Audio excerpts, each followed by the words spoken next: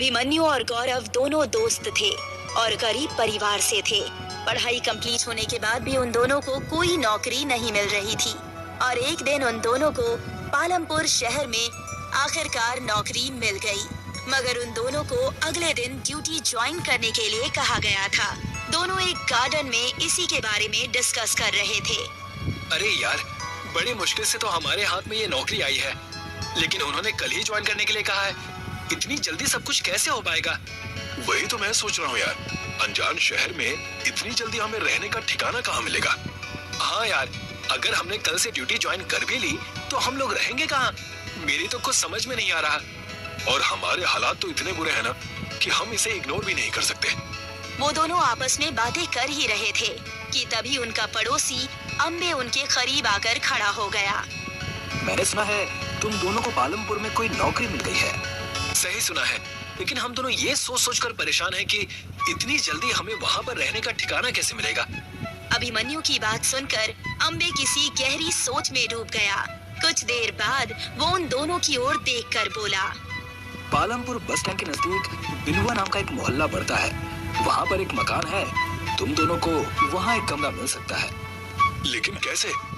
उस मकान के मालिक का नाम कोस्टा है। वो गरीब लोगों से किराया भी बेहद कम लेते हैं और कोई एडवांस भी नहीं लेते। मैं उन्हें जानता हूँ, मैं फोन पर उन्हें तुम दोनों के बारे में बता देता हूँ। इतना कहकर अम्बे वहाँ से चला गया।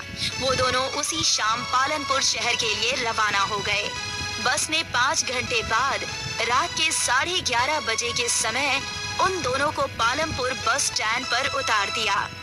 वो दोनों अकेले उस बस स्टैंड पर इधर उधर ऑटो या रिक्शा के लिए नजरें दौड़ा रहे थे। कमाल है यार गौरव, यहाँ तो रात के 11:30 बजे ही सन्नाटा पड़ा है। हाँ यार, मुझे तो दूर दूर तक कोई इंसान भी नजर नहीं आ रहा। तभी उन दोनों ने देखा कि एक व्यक्ति बड़ी स्पीड से अपनी साइकिल लेकर वहाँ से चला जा रहा था। गौरव और अभिमन्यु को देखकर उसने तुरंत अपनी साइकिल रोक दी। लगता है शहर में तुम दोनों नए हो। आपने बिल्कुल सही कहा। दरअसल हमें बिलुआ मोहल्ले में जाना है, मगर हमें यहाँ पर दूर दूर तक कोई रिक्शा या ऑटो नजर ही नहीं आ रहा। बिलुआ का नाम सुनते ही उस व्यक्ति के चेहरे पर खौफ लहराने लगे। अचानक उस व्यक्ति का चेहरा डर से पीला पड़ गया। कड़कड़ाती ठंड में उसके माथे से पसीने की बूंदें टपकने लगी।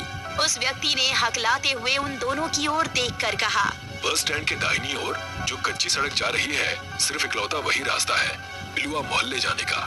आप दोनों को वहाँ पैदल ही जाना पड़ेगा, क्योंकि इतनी रात में आपको कोई वाहन नहीं मिलेगा।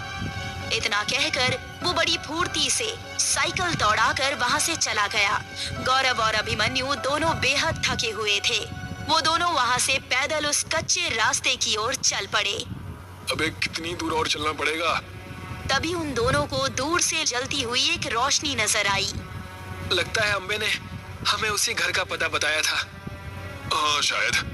कुछ ही देर में वो दोनों एक पुराने मकान के सामने खड़े हुए थे और उसे गौर से देख रहे थे, लेकिन वहाँ आसपास कोई दूसरे मकान का नामो निशान तक नहीं था। गौरव, मुझे तो बड़ा अजीब सा लग रहा है यार। यहाँ पर तो इस मकान के अलावा कोई और दूसरा मकान नजर नहीं आ रहा। हमें कौन सी पिकनिक मनानी है? हमें तो सिर्फ कुछ वक्त काटना है।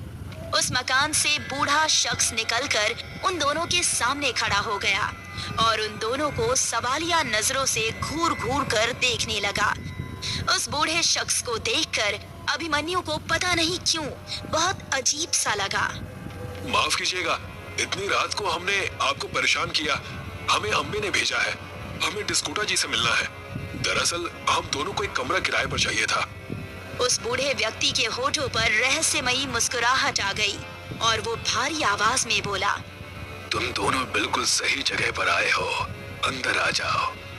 इतना कहकर वो बूढ़ा अंदर चला गया। अभिमन्यु और गौरव भी उसके पीछे पीछे चले गए। उन दोनों ने देखा उस घर के कच्चे आंगन में एक बड़ा सा घना पेड़ भी लगा हुआ था। उन दोनों की निगाह उस पर गई ही थी कि अचानक उस पेड़ से एक बहुत ही बड़े साइज की बिल्ली ने अभिमन्यु के ऊपर हमला कर दिया। अभिमन्यु ने देखा कि वो बिल्ली उसे खा जाने वाली नजरों से देख रही थी। ये देखकर गौरव के भी होश उड़ गए। मैंने अपने जीवन में कभी इतनी बड़ी बिल्ली नहीं देखी। तू सही कह रहा है अभिमन्यु। मुझे लगता है कि हम दोनों गलत जगह पर आ गए हैं। अचानक उस मकान का मुख्य दरवाजा बंद हो गया। देखते ही देखते उन दोनों की आंखों के सामने वो मकान एक खंडहर में तब्दील हो गया और उस बूढ़े के होठों पर एक अजीब सी शैतानी भरी मुस्कुराहट आ गई। वो अपना भयानक चेहरा लिए हुए उन दोनों की ओर उन्हें खा जाने वाली नजरों से देखने लगा। गौरव चीखता हुआ उस बूढ़े की ओर देखकर बोला, कौन हो तुम और ये सब क्या हो रहा है? बूढ़े की आंखों की पुतलियां बिल्कुल सफेद हो गई। उसका चेहरा ऐसा लग रहा था मानो कि अभी अभी शमशान घाट की चिता से उठकर आया है। वो भयानक आवाज में बोला, मेरे घर में तुम दोनों का स्वागत है। मेरी बिल्लियां काफी समय से भूखी हैं। हमें यहाँ से जाने दो। हमने आखिर तुम्हारा क्या बिगाड़ा है? बहुत सालों बाद कोई इंसान यहाँ पर आया है। मेरी बिल्लियों को ताजा रक्त और मांस खाने को मिलेगा। मैं तुम्हें कैसे जाने दे सकता हूँ? कि तभी उस घने पेड़ से बड़े बड़े साइज की बहुत सी बिल्लियां निकलकर उन दोनों के सामने आ गई और अचानक उन सब ने अभिमन्यु के ऊपर हमला कर दिया। देखते ही देखते उन बिल्लियों ने अभिमन्यु को खाकर एक कंकाल में बदल दिया। गौरव पागलों की तरह भागने लगा। उसने देखा कि उसके पीछे वो बूढ़ा और वो सारी बिल्लियां अपने भयानक चेहरे लिए लगातार उसी की ही ओर भागी आ रही थी। गौरव चीखता चिल्लाता हुआ भागे जा रहा था। तभी उसे दूर से एक जगह पर रोशनी नजर आई। गौरव ने देखा कि वो एक क्रिश्चियन कब्रिस्तान था जहाँ कुछ लोग टहल रहे थे। गौरव दौड़ता हुआ उस कब्रिस्तान के अंदर घुस गया। जैसे ही उसने कब्रिस्तान के अंदर कदम रखा, वो बूढ़ा और वो सारी बिल्लियां देखते ही देखते वहां से गायब हो गई।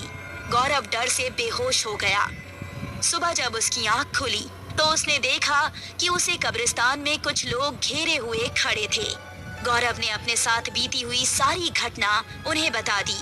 उनमें से एक व्यक्ति गौरव की ओर देखकर बोला, दरअसल तुम जिस डिस्कोटा की बात कर रहे हो वो तो बस स्टैंड के नजदीक रहते हैं, मगर रात के वक्त शायद तुम रास्ता भटक गए और उस मकान की ओर चले गए जो भूतों से आबाद है। मैं आपकी बात का मतलब नहीं समझा। दरअसल सालों पहले उस मकान में डिस्कोटा नाम का एक शैतान का पुजारी रहता था। उसे बिल्लियां पालने का बहुत शौक था।